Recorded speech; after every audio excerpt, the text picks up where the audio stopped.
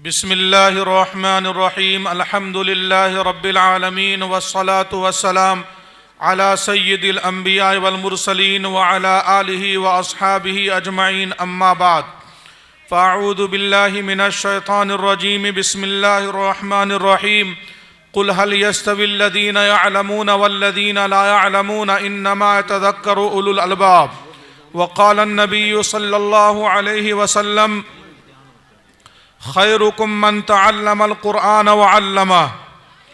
मस्जिद तो बना दी शब भर में ईमान की हरारत वालों ने, मस्जिद तो बना दी शब भर में ईमान की हरारत वालों ने।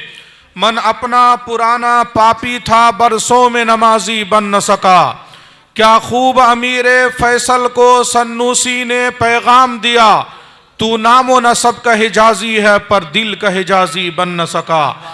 तर आंखें तो हो जाती हैं पर क्या लज्जत उस रोने में, जब खून जिगर की आमेज़ी से अश्क प्याजी बन न सका।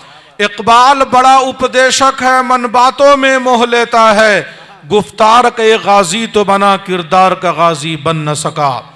बावकार उलमाए किराम, बुजुर्गान मुहतरम, मिल्लत के गयूर नौजवानों, अजीज़ बच्चों, पर्दा नशीन ख़वातीन इस्लाम, उम्मत की माओं, बहनों, बेटियों, आज के इस मुख्तसर वक्त में एक दो पैगाम आपके हवाले करना है। पहला पैगाम ये कि मदरसे के हवाले से, मदरसे के ताल्लुक़ से मुस्बत बातें आप हजरात सुन रहे हैं। मैं ज़रा सा इसके मनफी पहलू पर थोड़ी सी बात करूँगा। अगर आपने इसकी कदरदानी नहीं की, आपने इदारा और इदारा चलाने वालों को कदर की निगाह से नहीं देखा, उलमा, हुफ़्फ़ाज़, कुर्रा, अइम्मे किराम को आपने अज़मत की निगाह से नहीं देखा, तो इसका कितना बड़ा नुकसान होगा। एक हदीस में आकाए नामदार ताजदार मदीना जनाब मुहम्मदुर रसूलुल्लाह सल्लल्लाहु अलैहि वसल्लम ने फरमाया, उग़्दु आलिमन, आलिम बन करके दुनिया में रहना, औ मुतअल्लिमन, और अगर आलिम नहीं बन सके तो तालिब इल्म और मुतअल्लिम बन करके दुनिया में रहना, और अगर ये दोनों नहीं बन सके तो औ मुस्तमिअन, इनकी बात को ध्यान और तवज्जो से सुनना, और अगर ये तीनों नहीं बन सके तो औ मुहिब्बन, इनसे मोहब्बत करने वाला बनना।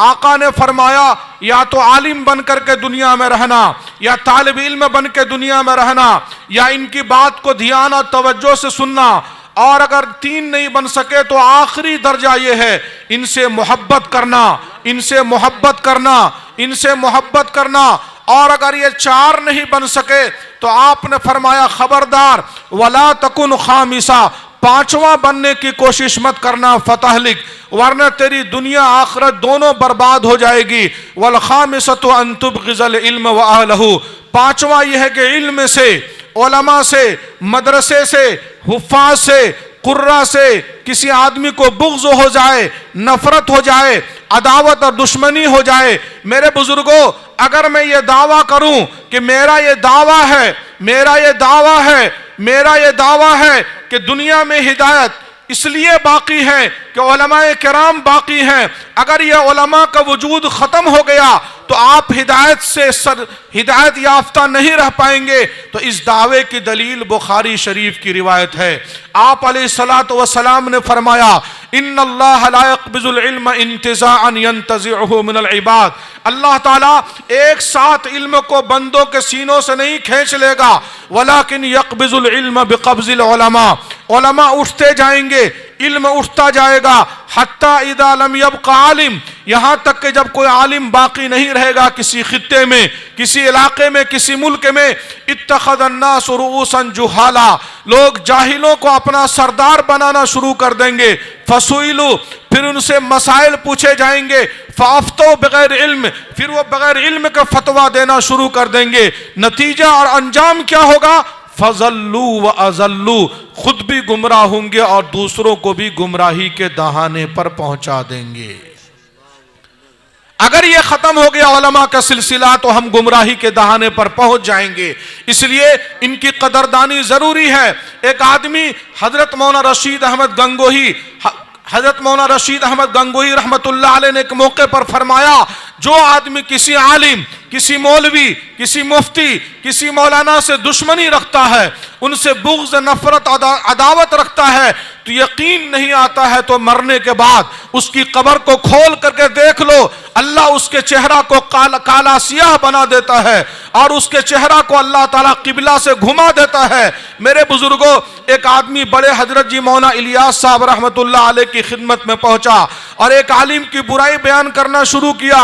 बड़े हजरत जी मौलाना इलियास साहब रहमतुल्लाह अलैह ने डांट करके फरमाया, खबरदार अपनी जबान को सी लो, अपनी जबान को बंद कर लो और याद रखो, अगर आज के बाद तुमने किसी आलिम, किसी मदरसा, किसी मौलवी की बुराई बयान की तो याद रखना मौत के वक्त में अल्लाह ताला तेरा ईमान तुझसे छीन लेगा। वो देवबंद जिसका नाम हम दारुल उलूम देवबंद के वास्ते से पूरी दुनिया के अंदर में सुनते हैं और बचपन से लेकर के 55 तक सुनते आ रहे हैं। मेरे बुजुर्गों, उस दारुल उलूम देवबंद का क़याम किस तरीके से हुआ और उस देवबंद के क़याम के शुरू दौर में एक आदमी था जो आलिम उलमा से बड़ी दुश्मनी रखता था और मदरसे से कुछ आदमी को कोई काम नहीं मिलता, वो लेग पुलिंग में, पांव खींचने में, टांग अड़ाने में, बात बात में रुकावट डालने में, बाल की खाल निकालने में, तिल का तार बनाने में लगा रहता है। वो किसी से खुश नहीं है मेरे भाइयों, न मदरसे से खुश, न एकेडमी से खुश, न इदारों से खुश, वो किसी से खुश नहीं है। तो ऐसी तरीके से एक सरफिरा आदमी वो इंतजामिया के नाक में दम कर रखा था, परेशान कर रखा था, मदरसा नहीं चलाने दे रहा था। अल्लाह की जब पकड़ आई तो उसकी जिंदगी में आग लग गई, न दिन को चैन, न रात को नींद। बेचारा मरता क्या नहीं करता, वो परेशान होकर के गंज मुरादाबाद पहुंचा। हजरत मौलाना फजलुर रहमान गंज मुरादाबादी रहमतुल्लाह अलैह की खिदमत में जाकर के अपने दुख दर्द, परेशानी, मुसीबत का इजहार किया तो हजरत ने फरमाया, तेरी दुआ यहाँ कबूल नहीं होगी, गंगो चला जा, गंगो में तेरी दुआ कबूल होगी। वो आदमी मरता क्या नहीं करता, बेचारा गंगो पहुंचा। हजरत मौलाना रशीद अहमद गंगोही रहमतुल्लाह अलैह की खिदमत में तो हजरत उससे बात करने को तैयार नहीं कि अल्लाह वाले बसा औकात दिल के पार भी देख लेते हैं, अल्लाह ताला उनकी दिल की आंख को बेदार कर देता है। खादिम की मिन्नत समाजत खुशामद की तो खादिम के वास्ते से जब बातचीत शुरू हुई तो हजरत ने नाराजगी का इजहार किया तो कहा, ठीक है बताइए क्या बात, किस काम के लिए आदमी आया? तो कहा, यह आदमी बहुत परेशान है। गंज मुरादाबाद हजरत मौलाना फजलुर रहमान गंज मुरादाबादी की खिदमत में हाजिर हुआ था, वहां से हजरत ने आपकी खिदमत में भेजा है तो आपके पास दुआ कराने के लिए आया है, आप दुआ फरमा दें, अल्लाह इसकी जिंदगी पर रहम फरमा दे। तो जवाब संभालिएगा, दिल के कानों से सुनिएगा। हजरत मौलाना रशीद अहमद गंगोही रहमतुल्लाह अलैह ने इरशाद फरमाया, रशीद अहमद गंगोही किया पूरी दुनिया का गौस, कुतुब, अब्दाल, औलिया अल्लाह, ये सारे के सारे इस आदमी के हक में हाथ उठा दे तो किसी की दुआ इसके हक में कबूल नहीं होगी। दरवाजा वहीं से बंद है, सिक्योरिटी कोड वहीं से लगा हुआ है और वहीं से मुहर लगी है इसके नामे अमाल पर, किसी की दुआ इसके हक में कबूल नहीं होगी। तो हजरत फिर कैसे दरवाजा खुलेगा, कैसे मुहर टूटेगा, कैसे इसके नामे अमाल में दूसरे की दुआ या इसकी दुआ का असर जाहिर होगा? तो हजरत ने फरमाया, इसका एक ही रास्ता है, इसको यहां से भेजो, देवबंद जाए, मोहतमीम साहब, इंतजामिया, असातिज़ा, जिन जिन लोगों का इस आदमी ने दिल दुखाया है, हर एक का हाथ पकड़ के, पैर पकड़ पकड़ के माफी मांगे। जब तक माफी नहीं मांगेगा तब तक किसी की दुआ इसके हक में कबूल नहीं होगी। वो बेचारा वहां से पहुंचा और फिर वहां जाकर के मोहतमीम साहब, मदरसे के जिम्मेदारान और इंतजामिया के जाकर के मिन्नत समाजत खुशामत की और हाथ पैर पकड़ करके माफी मांगी। तब जाकर के अल्लाह तबारक व तआला ने इसके हाल पर रहम किया। कहने का मकसद ये है, आप किसी को रास्ता दिखा सकते हैं तो दिखा दीजिए, नहीं दिखा सकते हैं तो रोड़े रुकावट मत बनिए। इस सिलसिले के एक तारीखी वाकया सुना करके मैं अपनी बात खत्म करने चला। मेरे बुजुर्गों, जब इस हिंदुस्तान को अंग्रेजों ने कंगाल कर दिया तो उनको मालूम था कि इस हिंदुस्तान के बनाने सजाने में 800 साल 850 साल तक मुसलमानों ने भी मेहनत की है। चुनांचे अगला मिशन ये था कि हिंदुस्तान को अगर मुसलमान यहां जिंदा रह गए तो दोबारा हमसे इंतकाम लेने की कोशिश करेंगे। हिंदुस्तान को कंगाल करने के बाद इस्लाम मुसलमानों को यहां से कैसे खत्म किया जाए। अपने मुशीरों से मशवरा किया तो नापाक मुशीरों ने अंग्रेजों को मशवरा दिया, कान अगर इधर से पकड़ोगे तो बदनाम हो जाओगे, पीछे से कान पकड़ो, डायरेक्ट अगर इनको कत्ल करोगे तो कत्ले आम मुसलमानों के कातिल के नाम से दुनिया तुमको याद करेगी, तारीख में जालिम के नाम से तुम याद किए जाओगे। मैं ऐसा रास्ता बता देता हूं कि मुसलमान खत्म भी हो जाएंगे, पता भी नहीं चलेगा। तो कहा बताओ क्या रास्ता है। कहा दुनिया में जहां पर भी मुसलमान है तो इस्लाम की बरकत है, इस्लाम की बरकत से है। इस्लाम को खत्म कर दो, मुसलमान खत्म हो जाएंगे खुद ब खुद। तो कहा यह कैसे खत्म होगा। तो कहा इसके लिए 3 रास्तों पे काम करना पड़ेगा। एक भी आलिम उलमा मौलवी मौलाना जिंदा नहीं रहना चाहिए, एक भी मदरसा बाकी नहीं रहना चाहिए, एक भी कुरान करीम का नुस्खा नौज़बिल्लाह बाकी नहीं रहना चाहिए। इस नापाक मिशन पर अंग्रेजों ने काम शुरू किया। दिल्ली के चांदनी चौक से लेकर के खैबर तक कोई दरख्त ऐसा बाकी नहीं छोड़ा जिस पर किसी आलिम दीन को फांसी देकर न लटका दिया हो। सिर्फ दिल्ली जैसे शहर में 1000 मदरसों पर अंग्रेजों ने बिल्डोजर चला दिया और तकरीबन 3.5 लाख कुरान करीम के नुस्खों को अंग्रेजों ने जला दिया। सुन लेना सुना लेना आसान है मेरे भाइयों, लेकिन तारीख का औराक उठा करके देखे कितनी मुश्किल घड़ी से उम्मत उस वक्त गुजर रही थी। बहरहाल हर फिरऔन के लिए अल्लाह किसी मूसा को खड़ा करता है। कुरान में अल्लाह फरमाता है वयमकुरून वयमकुरुल्लाह वयमकुरून वयमकुरुल्लाह वयमकुरून वयमकुरुल्लाह वल्लाहु खैरुल माकिरीन। ये भी स्कीम और मंसूबा बना रहे थे और अल्लाह भी स्कीम और मंसूबा तैयार कर रहा था। ये भी प्रोपेगंडा बना रहे थे और अल्लाह भी स्कीम और मंसूबा बना रहा था। एक तरफ इस्लाम के सफाया के प्लान चल रहे थे खात्मा के, दूसरी तरफ अल्लाह बका के फैसले कर रहा था। चुनांचे देवबंद जैसी बस्ती और कस्बा में अल्लाह के कुछ मुखलिस मुत्तकी नेक बंदे जमा हुए। उन लोगों ने सर जोड़ करके सोचा अंग्रेजों ने तो तय कर लिया है, तन मन धन की बाजी लगा दी है कि इस्लाम को मिटा देना है, इस्लाम कैसे बचेगा। इन तमाम लोगों ने मुत्तफका मशवरा किया अगर इस्लाम को बचाना है तो मदरसों को कायम करना पड़ेगा। मशवरे पे बात खत्म हो गई। फिर कुछ दिन के बाद ये हजरात जमा हुए, इस्लाम को बचाना है तो मदरसों को बचाना पड़ेगा। कई दफा मशवरे हुए, हालात अच्छे नहीं थे, खिलाफत उस्मानिया का खात्मा हो चुका था और ये चंदे वगैरह का रिवाज अब तक दुनिया में नहीं हुआ था। हालात अच्छे नहीं थे तो इनके जहन में बात नहीं आ रही थी कि आगे काम कैसे शुरू होगा। चुनांचे इस मशवरे में एक हाजी साहब भी होते थे। उस हाजी का नाम था हाजी आबिद रहमतुल्लाह अलैह। एक दिन हाजी साहब असर की नमाज पढ़ने के लिए जा रहे थे। हाजी साहब के कंधे पे गमछा रुमाल था।